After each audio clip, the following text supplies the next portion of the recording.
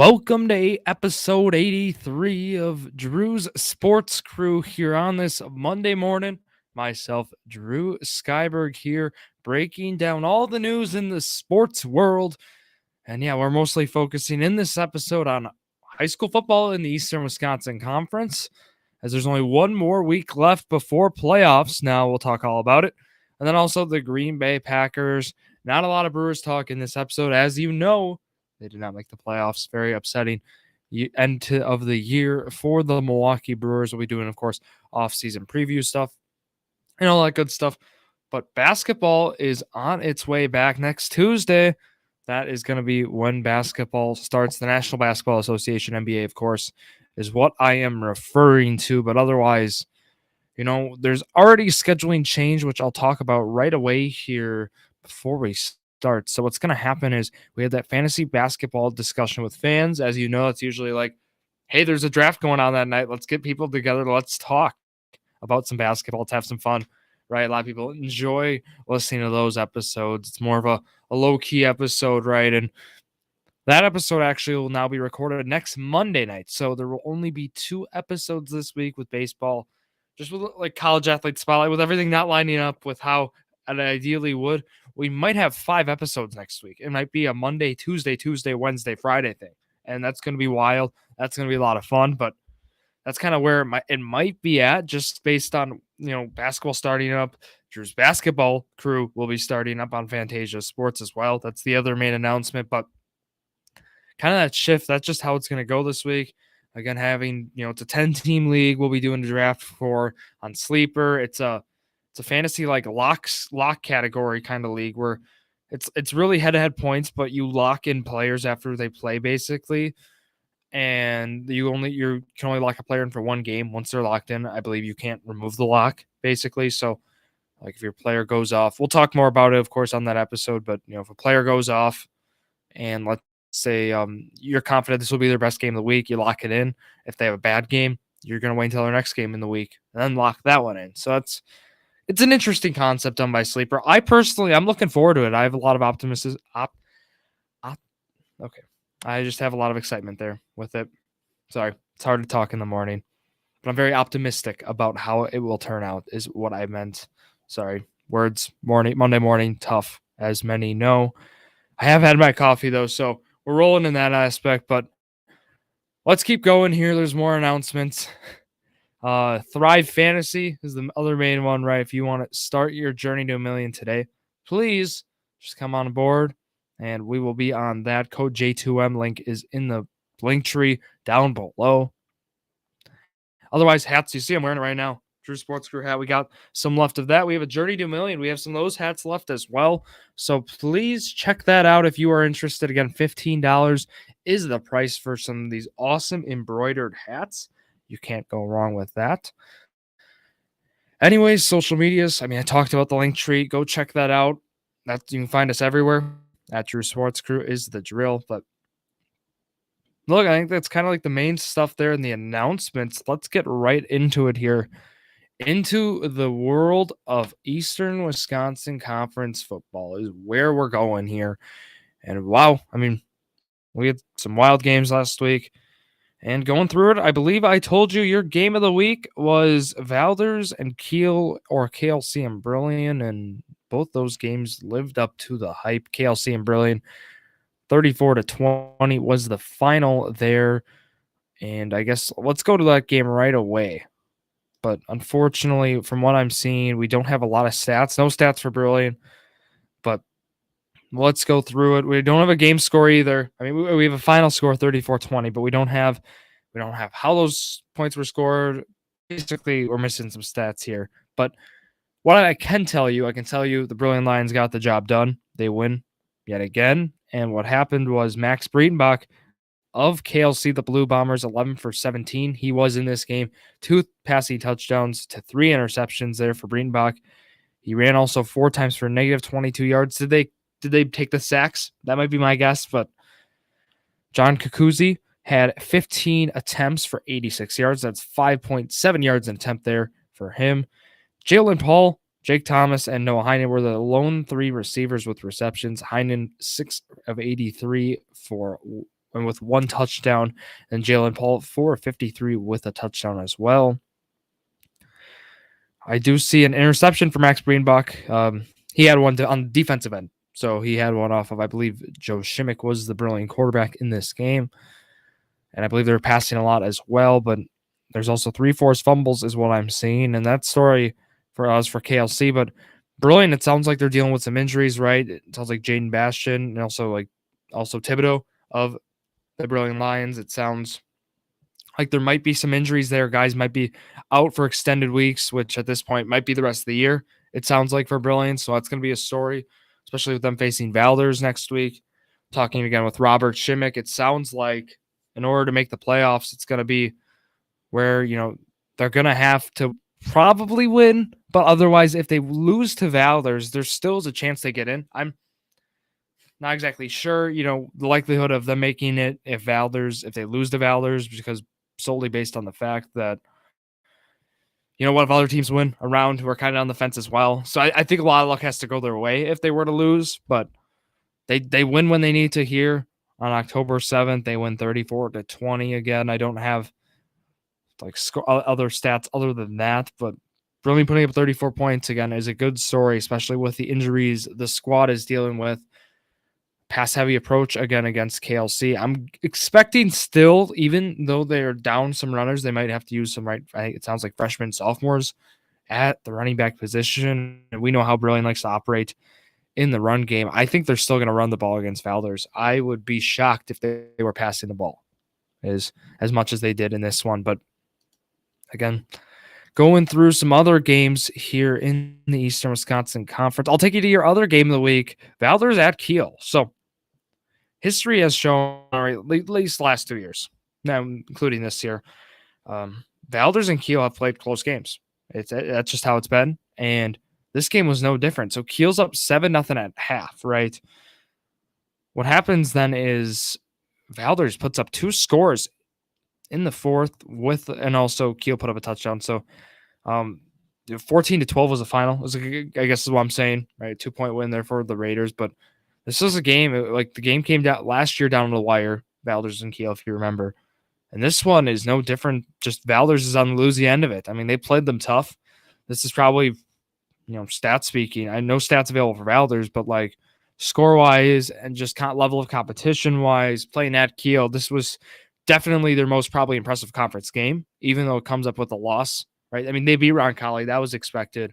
But I think this Valders team put up a nice performance against Kiel, which is important because, again, I mentioned they play Brilliant next week. What if, Brilliant being injured, they could maybe come against Brilliant and, get the job done. And Brilliant's really coming to Valders, but you get what I'm saying. I'm saying both those squads square enough. It could be a game there at Valders. So that game, I can give you some stats for Kiel. Again, no stats on Valders' end. Connor Faust being the quarterback, 10 for 14, 1 touchdown to 1 interception. And the story was the run game. I mean, Kiel passed 14 times. I don't know if that was by design, but I don't know if that was necessarily the way to maybe win this game. Listen to these running stats. Colin Gossi, 6 for 37. Connor Faust, 14 of 95. Bryce Gullickson, 13 of 82. Harrison Zorn, 4 for 58. Connor Beversi, 2 for 22. That gives them 7.5 yards an attempt. And you're telling me they only ran the ball 39 times. I would expect, and I don't know, Valders likes to drain a lot of clock. So it sounds like that would have been a factor in this game based on kind of the output here for the Raiders. But again, I would expect, I expected a lot more rushing attempts for this Kiel squad. I would have expected 45 plus and, 7.5 yards an attempt. I mean, come on. You should win by more than 2 points if you're averaging 7.5 yards an attempt on the ground. But the story was the receiving game. It was, for them, it was pretty balanced. It was Braden April had a receiving touchdown, 8-yard touchdown there. And Grant Munns, 3 for 33. Colin Gossi, 2 for 23. And then Harrison Zorn, 2 for 16 with Bryce Gullickson, 2 for 2. So not much really going there. No interceptions for the Kiel Raiders. No forced fumbles either. No sacks is what I'm seeing. Also, I don't know if those stats were inputted, but that is what we are seeing on Wisports. But again, the final 14-12. Kiel survives. Valders there at home, and they move again. Kiel moves to 4-2 in conference, 4-4 overall. Valders falls to 1-5 in conference, 2-6 overall there. I didn't read Brillion and KLC. I'll read them for you. Brillion goes to 3-3 in conference, 3-5 overall. And KLC goes to 2-4 in conference, 2-6 overall there for the Blue Bombers. Let's go to another game. So I said these next two were going to be blowouts, and they were. We'll go to New Holstein and Two Rivers. Two Rivers 41, New Holstein 6. Again, they traveled to TR. Not a fun place to play by any means. It was 41-0 end of 3, and New Holstein puts up a touchdown in the 4th to make it 41-6, and that was your final. It was, again, I mean, I've talked about this. It was the classic Two Rivers offense. I hate to, sound like a broken record, but the whole year, I mean, this is what we've seen. We've seen Klinkner throw for 15 to 20 passing attempts. He had 16 for 19. He was with 4 touchdowns, no interceptions. And then it was rushing wise. I mean, Matthias, it's hard to say 4.1 yards an attempt is not successful, but for Chase Matthias standards, I mean, Holstein was able to do a pretty good job against Matthias, 14 to 57. I mean, usually with Matthias, you'll see 14 for 140, 150, right? And usually he'll break out that long run. Not in this game. They were able to hold him in check. Only 1 rushing touchdown there for him too. Again, it sounds crazy, but for Chase Matthias standards, by 4.1 yards an attempt, you'd be happy if you were the opponent, is all I'm saying with that. Justin Klinkner, 11 for 71, 6.5 an attempt with a rushing touchdown for him. On the receiving end, it was that balanced attack we always talk about.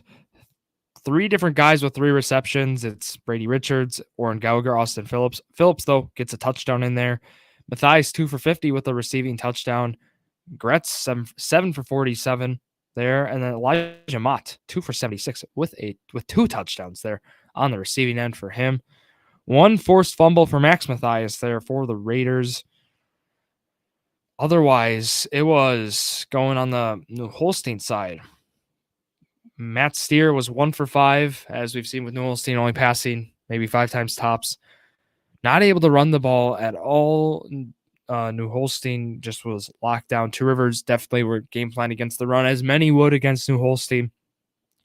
34 attempts for 61 yards, 1.8 yards an attempt with 1 rushing touchdown there. Bryce Handel was able to do 16 of 52, though, with a rushing touchdown, and Graf 4 for 19 for him. Otherwise, yeah, they were held in check. 2 sacks also for New Holstein. Phil Casper getting 1, and then Bryce Handel getting the other there. That's kind of what we're seeing here for this game. Again, New Holstein tried to run the ball, and Two Rivers keyed on that, and they were able to stop them. And of course, Two Rivers, we saw that very potent offense, that is going to lead them to, again, a guaranteed top 2 finish. We'll talk about it in conference, and I'll give you my game preview for that game as well, as many know. But anyways, Two Rivers goes to 6-0 in conference, 8-0 overall. They've only given up 27 points this year. Keep that in mind. And then for New Holstein, they fall 2-4 in conference, 3-5 overall. Let's go to our final game here. And this one featured Chilton at Roncalli at Ron Rubik Field. 47-13 was your final. Chilton up 41-0 end of the first half. And Roncalli's able to put up 2 touchdowns in the fourth quarter. Chilton adds a touchdown of their own as well. They're up 47-0 at one point again. So, yeah, I mean, the story in this game, again, was Chilton. It was the balanced, not really balanced attack. It was really that rush-heavy attack, but able to they had 5 different guys with 1 reception, as Max Miller went 5 for 8. So he threw to 5 different guys. He had 3 passing touchdowns. His QBR was 137.5. Want to add that in there. But Jared Gell, 13 of 100, 3 rushing touchdowns for Gell in this game. Otherwise, a lot of people they had to run the ball. They had a total of 9 people who accumulated rushing yards throughout this game. They have 6 different people though with receptions, as Hudson Ludwig threw for a completion as well. But yeah, just an overall very balanced game for this Chilton squad. They also got an interception by Warren Wilcox there for the Tigers. Otherwise, the story, I touched on this balance attacks, right? Max Miller on the ground, passing the ball, and then also Gell as well. But going to Landon Halupny was 3 for 15 with no touchdowns, 2 interceptions. Braden Reimer, look, this might be something. 23 of 171, 7.4 yards an attempt, 2 rushing touchdowns. Bring this up because stopping the run might have been a struggle, for the Chilton Tigers in this game, and we've seen that a couple other games this year. Bring that up because they are facing Chase Mathias next week, so we will see how that turns out for them. But otherwise, Chilton definitely took care of business as expected. 47-13 again was your final in this game. Not really much else to talk about. More on focus on next week this week, just based on the matchups, based on playoff implications, all that good stuff. So yeah, looking record-wise, we see Chilton, they moved to 6-0 in conference, 6-2 overall. And then we see Roncalli move to 0-6 in conference, 1-7 overall. Let's go to the final games of the regular season. But first, we got to do our standings and stats report. Again, I kind of went through it. Chilton and Two Rivers both 6-0 in conference. However, Chilton 6-2 overall. Two Rivers 8-0 overall. Kiel 4-2 in conference, 4-4 overall. Brilliant there in the middle, 3-3 in conference, 3-5 overall. KLC New Holstein, both 2-4 in conference. And then 2-6 overall is KLC. New Holstein 3-5 overall. Valders 1-5 in conference, 2-6 overall. And then Roncalli Jets, they rounded out here 0-6 in conference, 1-7 overall. Let's go to your stats report here.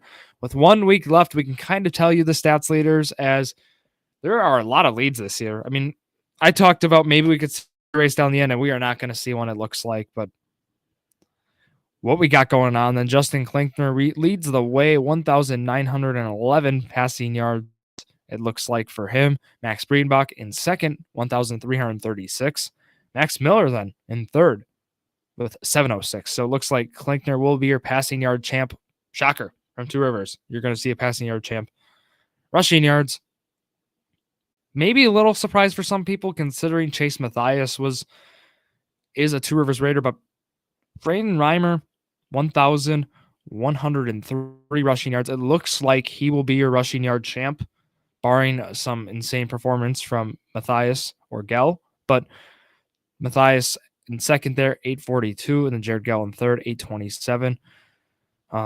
Just look at Mathias' usage. He's been using the passing game a lot as well, so that's been a story of why he has less rushing yards, but again, also less attempts, as Klinkner's been throwing 15 to 20 times a game, and we've seen more from Roncalli, 10 to 15, but Reimer putting up some great numbers this year for the Roncalli Jets. Going on the receiving end, Noah Heinen of KLC leads the way, 848 receiving yards for him. Elijah Mott and Jalen Paul then in second and third, respectively. Mott with 458 receiving yards, and then Jalen Paul rounds it out with 427 there on the receiving yard amount for Jalen Paul. Yeah, so it looks like Heinen, Reimer, and Klinkner will be your champions in the receiving yard, rushing yard, and passing yard categories, respectively. So we'll check in on that next week. And then, of course, when we do our conference stuff, look at the teams, we'll be looking into that as well. But again, one more time here, we're going to be doing our game of the week stuff. We'll be covering playoffs as well in the podcast. Just want to keep that, we'll talk about that more, but we will be doing playoff episodes as well. All right, 4 games. Last time we got conference games in 2022, and we got some good ones here. We'll start with, we'll talk about Kiel New Holstein. We got KLC Roncalli. We got Brilliant Valders, Two Rivers, and Chilton. So these games, all could be good games. Really, I really think that we could see that. I think Kiel, though, I guess going through games, let's go through them all a little bit. Brilliant Valders, again, I mentioned the injury stuff. I think that game seriously will be the closest game this week. I know, I said it. Not Two Rivers Chilton. I think Brilliant Valders will be your closest game this week. Don't know about how much, but I just have a feeling, that might be a 1-2 score game is where I'd put it, just based on injuries.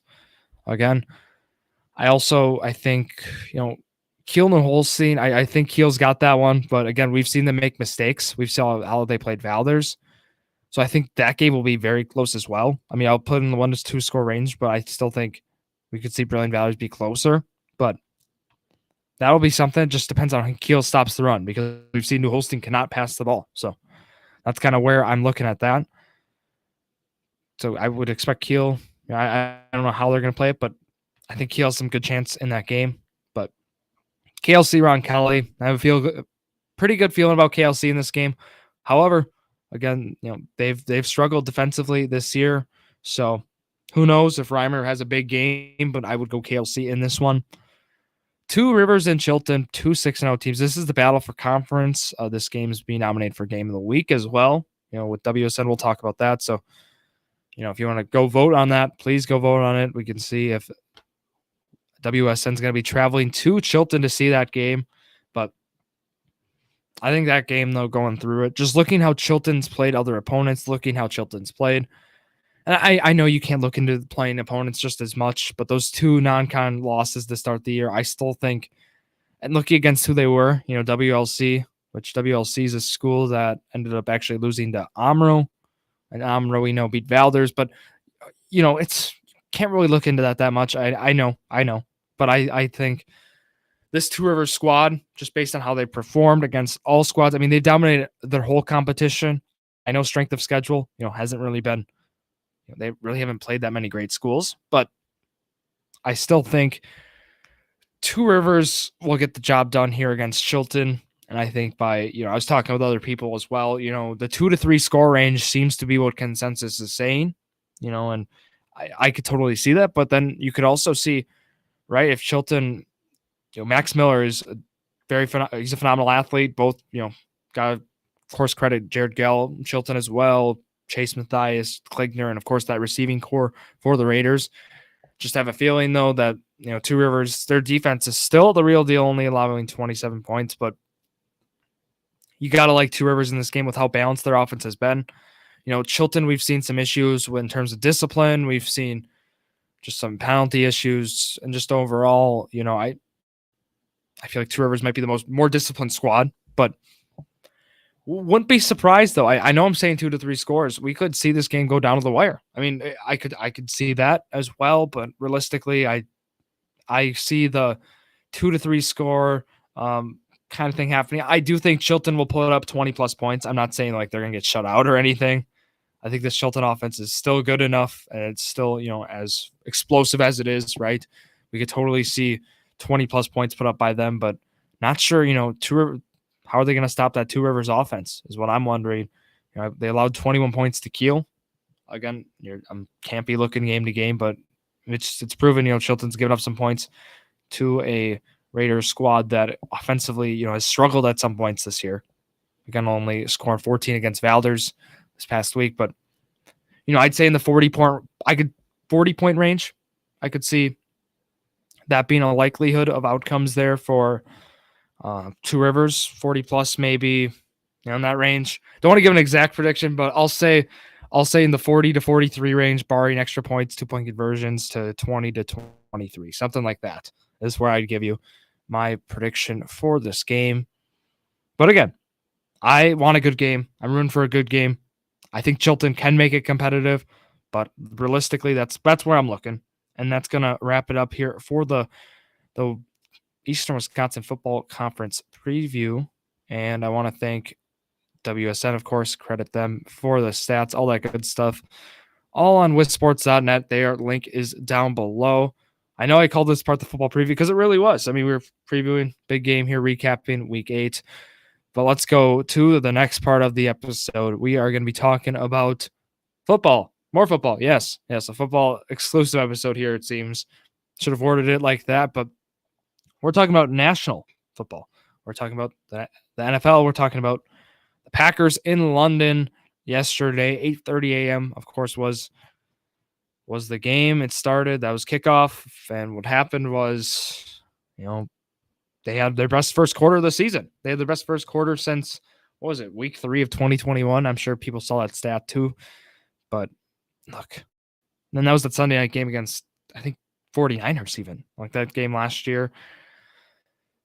But as you know, my sigh, because of how the game looked, it was not great for the Packers after the first half. Look, let's go through a little game recap and then we'll go through stats. So, what happened? The scoring drives, as we know, started off as Mason Crosby gets that field goal in the first opening drive, 3-0 Packers.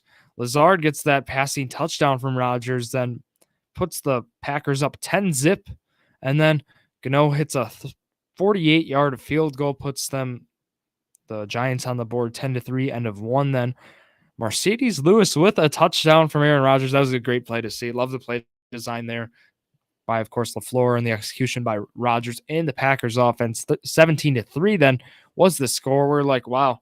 I mean, this game's looking how it should, right? Packers being 8-point favorites in London. Yeah, I'm loving it. Daniel Bellinger then gets a 2-yard run, the tight end there for him. 17-10 then. We get a field goal at halftime. 20-10 was the score. I'm thinking, right, Packers maybe win by 2+ scores, 17 points maybe.